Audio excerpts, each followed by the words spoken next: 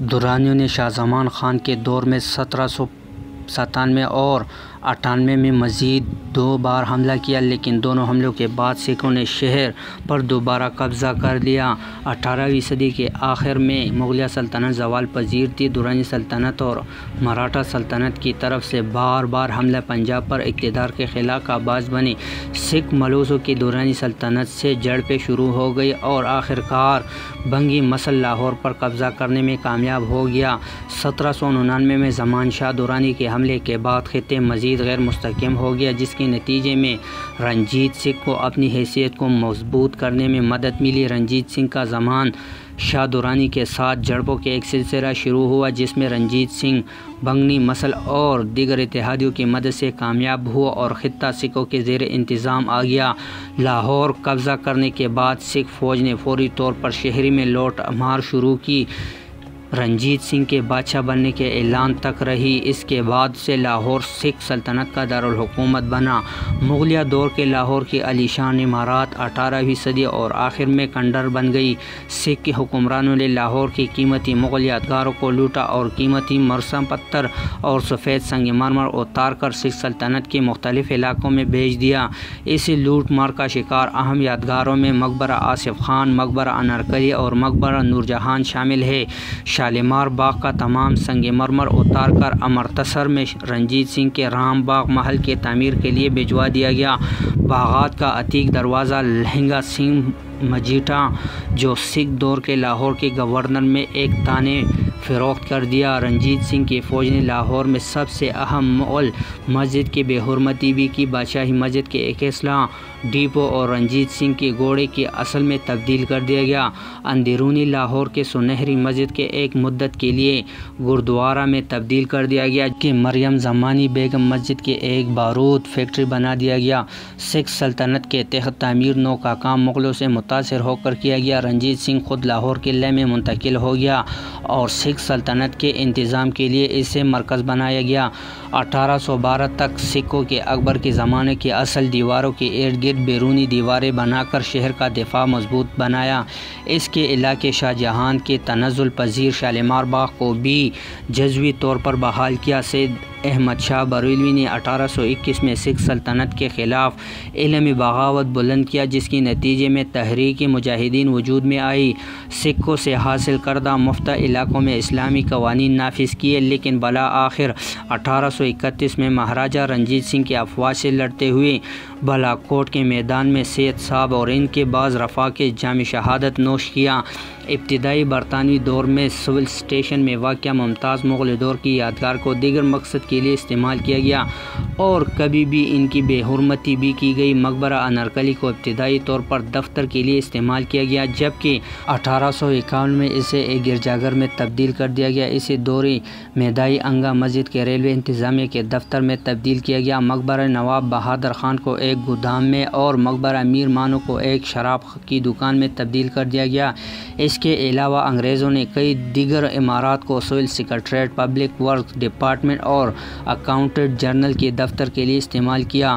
1857 کی جنگ آزادی، جسے انگریز اقدار قرار دیتے ہیں، کے بعد شہر سے باہر لاہور ریلوے اسٹیشن تعمیر کیا۔ اس کے ڈھانچے قلعے کے اندرونی میں موٹی دیواروں میں توپیں داغنے کے سوراخوں کے ساتھ دفاعی کی حکمت عملی کے تحت تعمیر کیا، تاکہ مغل میں ممکنہ طور کی بغاوت کی صورت میں ایک مضبوط حصار کے طور پر کام آ سکے۔ برطانوی دور کے اہم سرکاری ادارے اور تجارتی مرکز سول اسٹیشن کے 1.5 میل کے علاقے میں مرکوز رہے اور اس کی پہلو میں مال روڈ بنائی گئی، جہاں لاہور کے فوجی علاقوں کی برعکس برطانوی اور مقامی لوگوں کے احتیاط کی اجازت دی گئی۔ مال روڈ لاہور کے شہری انتظامیہ کے مرکز کے ساتھ جدید تجارتی علاقوں سے ایک ہے۔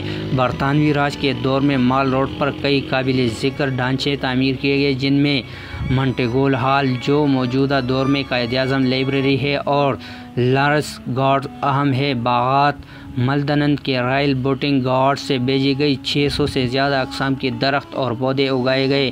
اس کے علاوہ انگریزوں نے وسیع علاقے پر لاہور کنٹونمنٹ بورڈ کی بنیاد بھی رکھی۔ 1857 میں ملکہ وکٹوریہ کی گولڈن جوبلی کے موقع پر کئی عمارات تعمیر کی گئی، جن میں لاہور عجائب گھر اور میو اسکول آف آرٹ سب سے اہم ہے۔ دیگر عمارات میں S H N college Lahore, high court اور یونیورسٹی آف پنجاب قابل ذکر ہے۔ لاہور میں اس دور کی اہم عمارات کا ڈیزائن سر گنگا رام نے بنوایا۔ 1901 میں انگریزوں نے لاہور میں مردم شماری کروائی، جس کے مطابق فیصلدار شہر میں 20,691 گھر تھے اور ایک خاندان کے مطابق 2 لاکھ افراد لاہور میں مقیم تھے۔ تحریک آزادی ہند میں لاہور کا بہت اہم کردار رہا۔ 1940 میں محمد علی جناح کی زیر صدارت آل انڈیا مسلم لیگ کا اجلاس ہوا۔ 1940 میں محمد علی جناح کی زیر صدارت آل انڈیا مسلم لیگ کا اجلاس لاہور میں منعقد ہوا، جس میں قرارداد لاہور منظور کی گئی، جس میں ہندوستان کے مسلمانوں کے لیے ایک علیحدہ وطن پاکستان کا مطالبہ کیا گیا۔ لاہور کا کردار تحریک پاکستان اور تحریک آزادی ہند میں نمایاں رہا۔ 1929 میں جواہر لال نہرو کی قیادت میں کانگریس کا اجلاس لاہور میں منعقد ہوا، جس میں مکمل آزادی کی قرارداد پیش کی گئی، جس میں 31 دسمبر 1929 کی آدھی رات کو متفقہ طور پر منظور کر لیا گیا۔ اس موقع پر ترنگا درمیان میں چکرا سمت کو بھارت کے معطر قومی پرچم کے طور پر لہرایا گیا، جسے ہزاروں لوگوں نے سلامی دی۔ لاہور جیل آزادی کے لیے لڑنے والوں کو حراست میں رکھی۔ لاہور جیل آزادی کے لیے لڑنے والوں کو حراست میں رکھنے کی ایک جگہ تھی۔ انقلابی بھگت سنگھ کو بھی لاہور جیل میں پھانسی دے دی گئی۔ قائد اعظم محمد علی جناح کی زیر صدارت آل انڈیا مسلم لیگ کا اجلاس 1940 میں لاہور میں منعقد ہوا، جس میں پہلی مرتبہ 2 قومی نظریہ پیش کیا گیا اور قرارداد لاہور منظور کی گئی۔ 23 مارچ 1940 کو لاہور کے منٹو پارک میں آل انڈیا مسلم لیگ کے 3 روزہ سالانہ اجلاس کے اختتام پر وہ تاریخی قرارداد منظور کی گئی تھی، جس کی بنیاد پر مسلم لیگ نے برصغیر میں مسلمانوں کے جدہ وطن کے حصول کے لیے تحریک شروع کی تھی اور 7 برس کے بعد اپنا مطالبہ منظور کروانے میں کامیاب رہی۔ برصغیر میں برطانوی راج کی طرف سے اقتداری عوام کو سونپنے کے عمل کے پہلے مراحل میں 1936-1937 میں جو پہلے عام انتخابات ہوئے تھے، ان میں مسلم لیگ کو بری طرح سے حرجیت اٹھانی پڑی تھی اور اس کے دعوی کو شدید زخم پہنچی تھی اور وہ برصغیر مسلمانوں کی واحد نمائندی جماعت ہے۔ اس وجہ سے مسلم لیگ کی قیادت اور کارکنوں کے حوصلے ٹوٹ گئے تھے اور ان پر ایک عجیب بے بسی کا عالم تھا۔ کانگریس کو مدارس UP CP بہار اور اڑیسہ میں واضح اکثریت حاصل ہوئی تھی۔ سرحد اور بمبئی میں اس نے دوسری جماعتوں کے ساتھ مل کر محفوظ حکومت تشکیل دی تھی اور سندم اور آسام میں بھی جہاں مسلمان حاوی تھے، کانگریس کو نمایاں کامیابی ملی تھی۔ پنجاب میں البتہ سر فضل حسین کی یونس پارٹی اور بنگال میں مولوی فضل حق کی پرچہ کرسٹ پارٹی جیت ہوئی تھی۔ غرض ہندوستان کے 11 صوبوں میں کسی ایک صوبے بھی مسلم لیگ کو اقتدار حاصل نہ ہو سکا۔ ان حالات میں ایسا محسوس ہوتا تھا کہ مسلم لیگ برصغیر کی سیاسی دھارے سے الگ ہوتی جا رہی ہے۔ اس دوران میں کانگریس نے جو پہلی بار اقتدار کے نشے میں کچھ زیادہ ہی سرشار تھی، ایسے اقدامات کیے جس سے مسلمانوں کے دلوں میں خدشات اور خطرات نے جنم شروع کر دیا۔ مثلاً کانگریس نے ہندو قومی زبان قرار دے دیا، گاؤ کشی پر پابندی عائد کر دی اور کانگریس کے ترنگے کو قومی پرچم کی حیثیت دے دی۔ اس صورت میں مسلم لیگ کے اقتدار سے محرومی کے ساتھ اس قیادت میں یہ احساس پیدا ہو رہا تھا کہ مسلم لیگ اقتدار سے اس بنا پر محروم کر دی گئی ہے کہ وہ اپنے آپ کو مسلمانوں کو نمائندہ جماعت کہلاتی ہے۔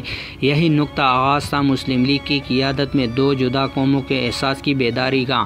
اس دوران میں دوسری جنگ عظیم کی حمایت کی عوض سے اقتدار کی بھرپور منتقلی کے مسئلہ پر برطانوی راج اور کانگریس کے درمیان مشفقہ بڑھا اور کانگریس اقتدار سے الگ ہو گئی تو مسلم لیگ کے لیے کچھ دروازے کھولتی دکھائی دی اور اسے پس منظر میں لاہور میں آل انڈیا مسلم لیگ کا یہ 3 روزہ اجلاس 22 مارچ کو شروع ہوا اور اجلاس سے 4 روز قبل لاہور میں علاقہ مشرقی کا خاکسار جماعت نے پابندی توڑنے ہوئے ایک عسکری پریڈ کی تھی، جس کو روکنے کے لیے پولیس نے فائرنگ کی۔ 35 کے قریب خاکسار جان بحق ہوئے۔ اس واقعے کی وجہ سے لاہور میں زبردست کشیدگی تھی اور صوبہ پنجاب میں مسلم لیگ کے اتحاد جماعت یونسٹ پارٹی برقرار تھی اور اس بات کا خطرہ تھا کہ خاکسار کے بلچہ بردار کارکن مسلم لیگ کا یہ اجلاس نہ ہونے دے یا اس موقع پر ہنگامہ برپا کر دے۔ موقع کی اس نزاکت کے پیش نظر قائد اعظم محمد علی جناح نے افتتاحی اجلاس سے خطاب کیا، جس میں انہوں نے پہلی بار کہا کہ ہندوستان میں مسئلہ فرقہ وار نوعیت کا نہیں ہے بلکہ بین الاقوامی کے یعنی یہ دو قوموں کا مسئلہ ہے۔ انہوں نے کہا کہ ہندوؤں اور مسلمانوں میں فرق کتنا ہے اور واضح ہے کہ ایک مرکزی حکومت کی تخت ان کا اتحاد خطرات سے بھرپور ہوگا۔ انہوں نے کہا کہ اس صورت میں ایک ہی راہ ہے کہ ان کے علاوہ حد مملکتیں ہو۔ دوسرے دن انہوں نے خطوط پر 23 مارچ کے اس زمانے کی بنگال کے وزیر اعلیٰ مولوی فضل حق نے قرارداد لاہور پیش کی، جس میں کہا گیا تھا کہ اس وقت تک کوئی آئینی پلان نہ تو قابل عمل ہوگا اور نہ مسلمانوں کو قبول ہوگا جب تک ایک دوسرے سے ملے ہوئے جغرافیائی یونٹوں کی جداگانہ علاقوں میں حد بندی نہ ہو۔ قرارداد میں کہا گیا تھا کہ ان علاقوں میں جہاں مسلمانوں کی عدد اکثریت ہے، جیسے کہ ہندوستان کے شمال مغربی اور شمال مشرقی علاقے، انہیں یکجا کر کے ان میں آزادانہ مملکتیں قائم کی جائیں جن میں شامل یونٹ کو خود مختاری اور حاکمیت حاصل ہو۔ مولوی فضل حق کی طرف سے پیش کردہ اس قرارداد کی تائید یو پی کے مسلم لیگی رہنما چودھری خلیق الزمان، پنجاب میں مولانا ظفر اللہ، سرحد سے سردار اورنگزیب، سندھ سے سر عبداللہ ہارون اور بلوچستان سے قاضی عیسیٰ نے کی۔ قرارداد 23 مارچ کو اختتامی اجلاس میں منظور کی گئی۔ اپریل سن 1941 میں مدارس میں مسلم لیگ کے اجلاس میں قرارداد لاہور کو جماعت کے آئین میں شامل کر لیا گیا اور اس کی بنیاد پر پاکستان کی تحریک شروع ہوئی، لیکن اس وقت بھی ان علاقوں کے واضح نشاندہی نہیں کی گئی تھی جن پر مشتمل اتحاد مسلم ممالک کا مطالبہ کیا جا رہا تھا۔ تقسیم ہند نے لاہور کی معیشت کو بہت کمزور کر دیا اور سماجی اور ثقافتی منظرنامے کو جو اس سے پہلے شہر کی ہندوؤں اور سکھوں نے توقیت بخشی تھی کافی حد تک مہدم کر دیا۔ 1940 کی دہائی کے آخر تک صنعتی پیداوار تقسیم سے پہلے کی سطح کی 1/3 تک گر گئی اور 1950 تک اس کی صرف 27% مینوفیکچرنگ یونٹ کام کر رہی تھی اور عام طور پر صلاحیت سے بھی کم تھی۔ کیپٹل فلڈ نے شہر کی معیشت کو مزید کمزور کر دیا جبکہ کراچی صنعتی اور خوشحال ہو گیا۔ شہر کی کمزور معیشت اور بھارتی سرحد سے قربت کا مطالبہ یہ تھا کہ یہ شہر آزادی کے بعد پاکستانی دارالحکومت کے لیے موزوں نہیں سمجھا جاتا تھا، اس لیے کراچی کو تقسیم کے دور میں نسبتاً پرسکون، مضبوط معیشت اور بہتر انفراسٹرکچر کی وجہ سے دارالحکومت کے لیے منتخب کیا گیا۔ آزادی کے بعد لاہور نے آہستہ آہستہ مغربی پنجاب کے معاشی اور ثقافتی مرکز کے طور پر اپنی اہمیت دوبارہ حاصل کی۔ شاہ عالمی بازار کی تعمیر نو کا آغاز 1949 میں ہوا جو اندرونی لاہور کا سابقہ تجارتی مرکز تھا، یہاں تک کہ یہ 1947 کی فسادات میں تباہ ہو گیا۔ علامہ اقبال کا مقبرہ 1951 میں اس فلسفی شاعر کے اعزاز کے لیے بنایا گیا تھا جنہوں نے تحریک پاکستان کو روحانی تحریک فراہم کی۔ 1955 میں لاہور کا تمام مغربی پاکستان کا دارالحکومت بنانے کے لیے منتخب کیا گیا جو کہ 1940 تک جاری رہنے والی واحد اوقائی کی مدت میں تھا۔ اس کے فوراً بعد لاہور کا مشہور مینار پاکستان 1968 میں اس کی جگہ کو نشان زد کرنے کے لیے مکمل ہوا جہاں قرارداد پاکستان منظور ہوئی تھی۔ اقوام متحدہ کی حمایت سے حکومت پاکستان لاہور کو دوبارہ تعمیر کرنے میں کامیاب رہی اور تقسیم کے فرقہ وارانہ تشدد کے زیادہ تر داغوں کو دور کر دیا گیا۔ تنظیم تعاون اسلامی کے تحت دوسری سمٹ کانفرنس 1940 کو لاہور میں منعقد ہوا۔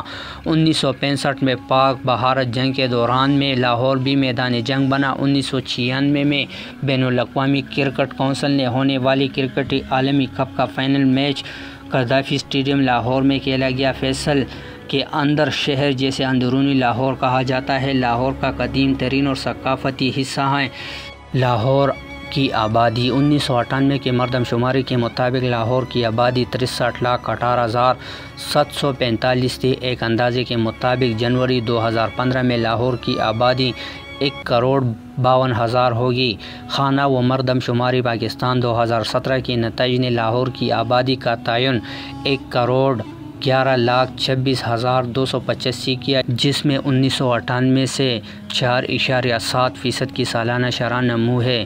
صفحی لحاظ سے آبادی کا 52.35 مرد 47.64% خواتین اور 0.0% مقصد ہے۔ لاہور آبادی کے لحاظ سے ایک نوجوان شہر ہے۔ اس کی 40% سے زیادہ باشندوں کی عمر 15 سال سے کم ہے۔